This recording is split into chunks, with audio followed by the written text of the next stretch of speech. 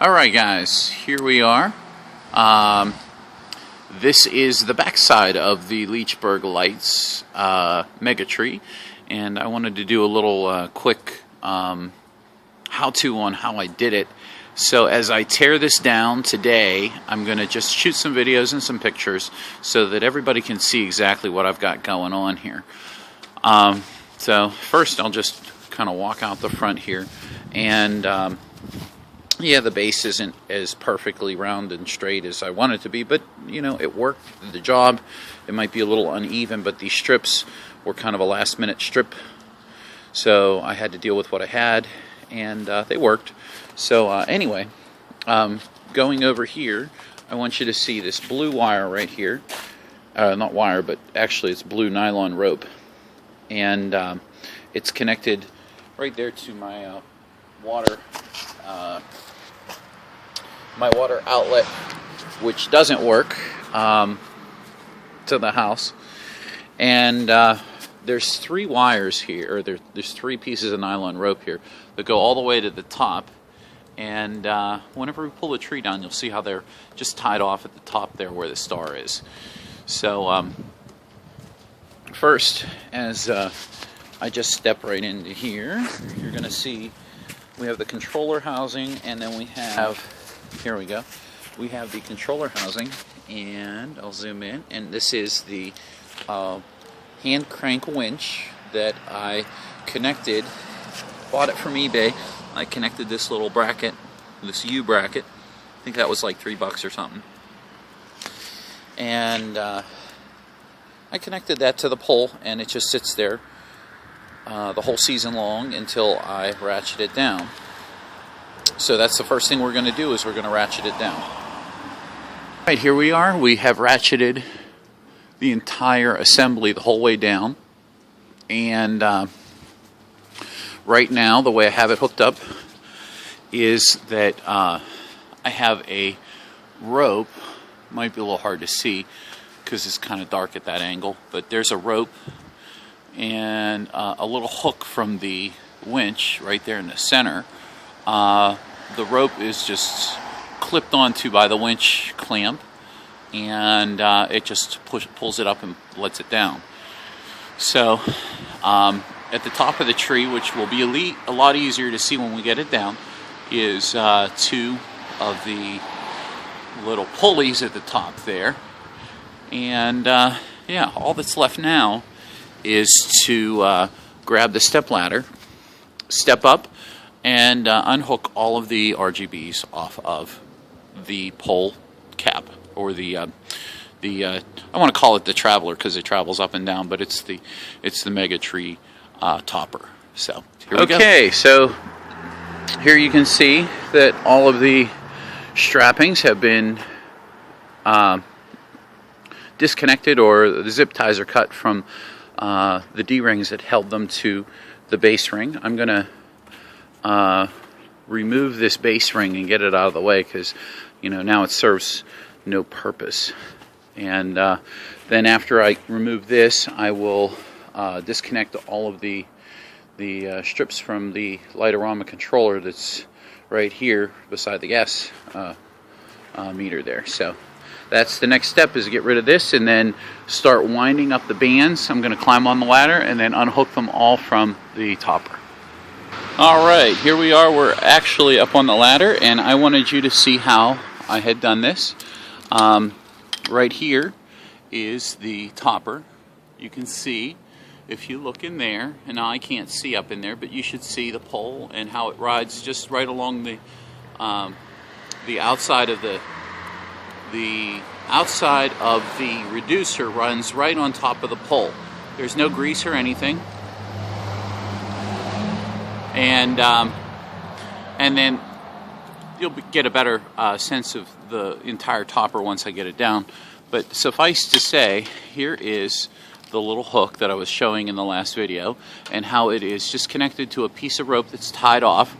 There's inside, there's two holes for the rope, and here you see the rope tied off there on that side, and I can turn this around to this side, and you see the rope tied off over here as well.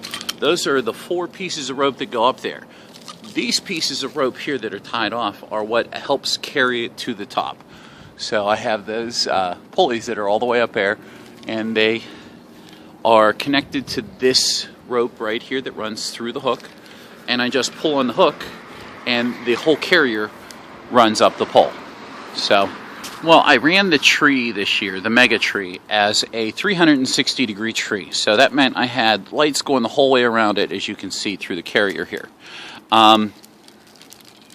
You'll also notice that each one of the strips was daisy chained to another strip that was exactly on the 180 degree side, opposite side of the strip. So for here, for instance, I have 8 strips, all daisy chained to the opposite side of the tree, 8 more strips. So it's kind of like I connected one string that started here and went up and over and connected to the front one. So that's how I basically did the tree this year.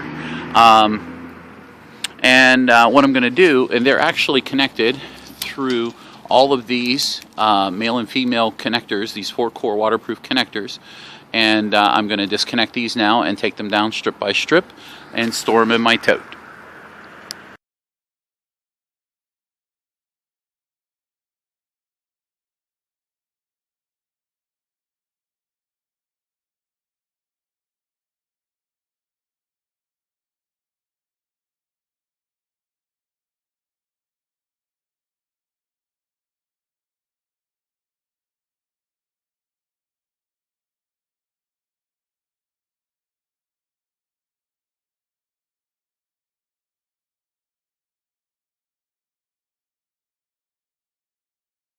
And now, as promised, this is exactly what the mega tree looks like after everything is removed.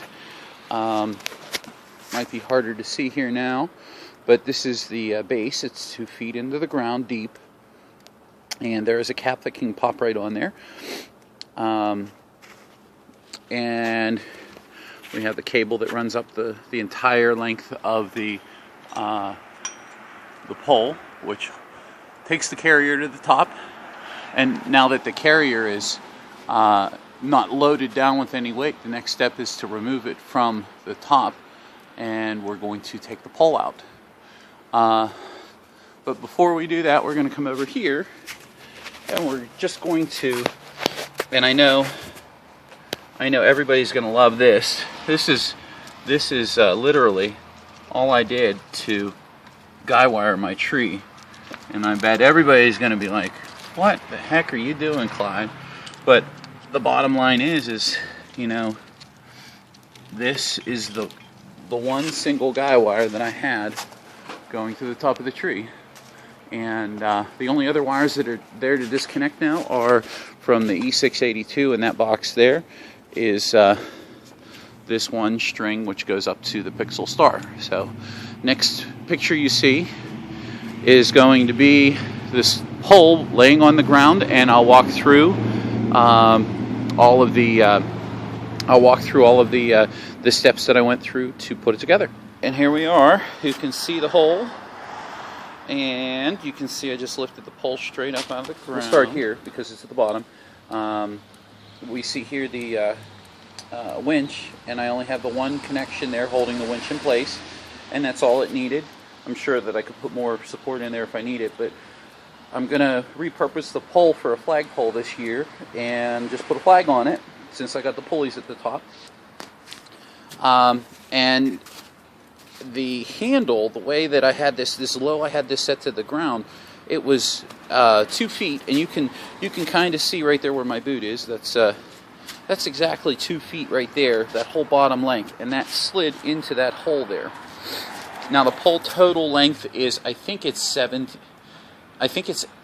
feet or 19 feet. It can maximum, I can make this 19 and a half feet, but I never would extend it that high. There's no reason to, because I know that here in this center connection is an overlap between, if you're looking at this pole, on the right of your screen, right here, you see the lower pole, which is comprised of, I want to say, 1.5 inch EMT conduit. This is the thin wall stuff.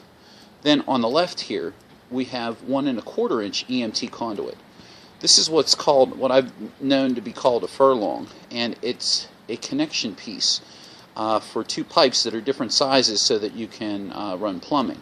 What I did was I connected, it's a 1½ inch furlong. Okay, here you can see I have two pieces of PVC in there, right there and there. Well, there you go. That's a little better picture. And the PVC acts as like a clamp, and as you tighten these screws down here, it clamps this pole in place and prevents it from sliding easily back into the lower pole. Now, here is the carrier, as I call it. I call it a carrier because it carries the strings up. And this was nothing more. I have more detailed pictures on my Facebook page. But this was nothing more than hooks that I actually drilled in here, inserted, and then you can see through the backside here, there's no clamp. They're just bent down, and they form the hook.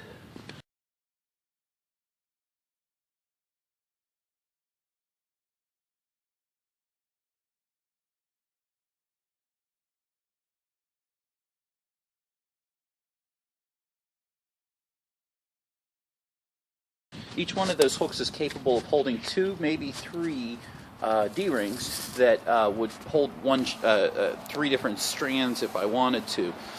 So I can make the mega tree as full as I really want to, even though it only has 16 peg hooks on there. So traveling up the tree, we'll get to the star, and the star is actually I've got it from Winklebottom's, and this is the first time I've ever used these modules. I noticed some yellowing of the modules. It looks like the epoxy is yellowed a little bit, but that didn't affect the star at all while it was up in the air. I mean, you couldn't tell it during the daytime, during the nighttime. But let me pull the star out, and we'll see if I can do this while I'm running the video. And it doesn't want to pull out. Oh, I zip tied it to the top. That's why. Let me clip that. I think, yeah, because I didn't want it to spin. That was a good idea, Clyde. There we go. Now the star can move freely. And this is a pretty long piece of PVC. This was actually one of my old fire sticks. It looks like the null pixel I used. It's actually not a null pixel. If it was a null pixel, it wouldn't have been programmed. This was actually pixel number 1. I taped it. And this was actually my fire stick. When I had all the old fire sticks, I put PVC or rebar into the ground. I shoved this over top of the 2-foot rebar, and it sat 7 feet tall in the air. And that was the top of my thing. But pretty much here's the PVC or the star, the pixel star. And if I turn it around, you can see what I did. I just drilled a hole through the top, ran a couple zip ties around it. Here again, some zip ties around the frame of the star. More zip ties, more zip ties. So pretty much zip ties is all I needed. Now, why did I use this whole piece of PVC?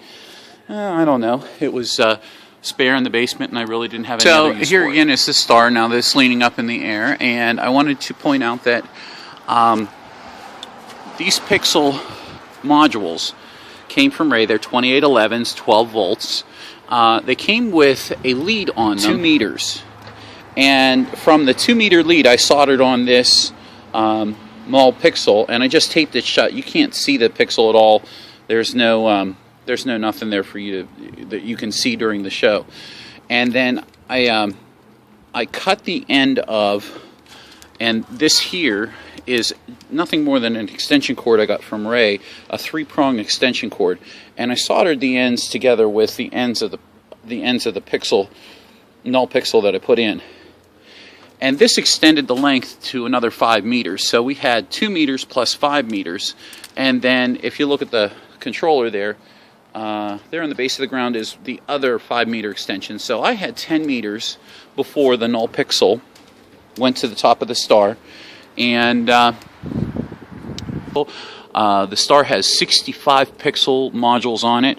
and I programmed it as if it had 66 modules, and I deleted the first one. So, or I just didn't program the first one. So, that's the basics of just my pixel star. And now that the star has been removed, I can show everybody the top here. And I'm going to try to hold the pole and pick it up so that you can get a good view of this. Right here, what we have is, we have 4 eyelets and a flange. And this flange is connected to a 1 1/4 inch EMT conduit screw base that screws right in to the flange. The flange here, the floor flange, is actually the most expensive thing out of this entire project. After I screw those 2 nuts down real tight on, or screws down tight onto the MT, I screwed the flange on, and then I added these 4 eyelets that I got. I think they were 66 or 88 cents a piece at Lowe's. This flange was actually $15, and it was more expensive than either this EMT conduit or the 1 1/2 inch EMT conduit that made the pole. The rope was relatively inexpensive. I actually had these sitting in the shed, so I used them. I learned a lesson that this rope needs to be much thicker so that it doesn't accidentally get off track and get in between the crack there. See how wide that can get?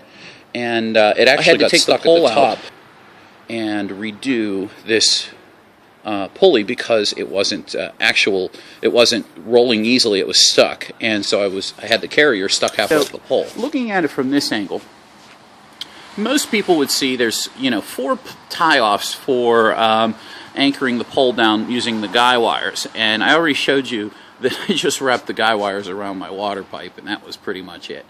With a 2-foot base in the ground, it really didn't need these. But if you were going to go higher, then you would definitely want to use these 4 guy wires. I zip-tied the star right to one of these one of these eyelets just to make sure that it didn't turn or sway during the show, and it worked out pretty good. So.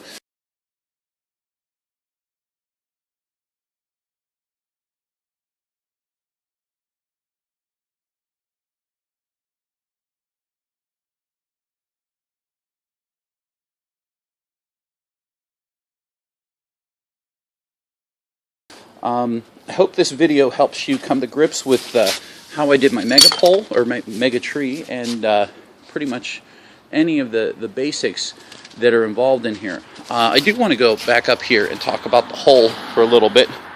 The hole was the easiest thing to do. It only took me about 35 minutes of digging with just a regular spade shovel.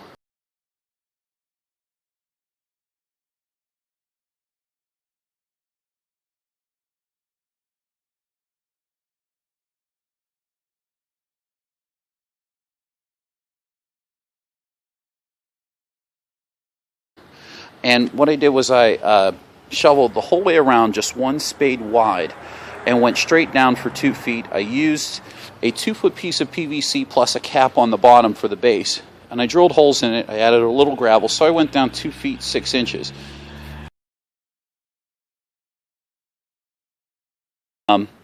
I made sure that I drilled some holes in the bottom of the PVC cap that's on the bottom, glued it together, and then I put some gravel at the bottom of the hole. I then mixed up cement in my wheelbarrow and just poured the cement in around the pole, made sure the pole was level. The base, I'm sorry, not the pole. I made sure the base was level with the level. And let the cement harden for a day or 2.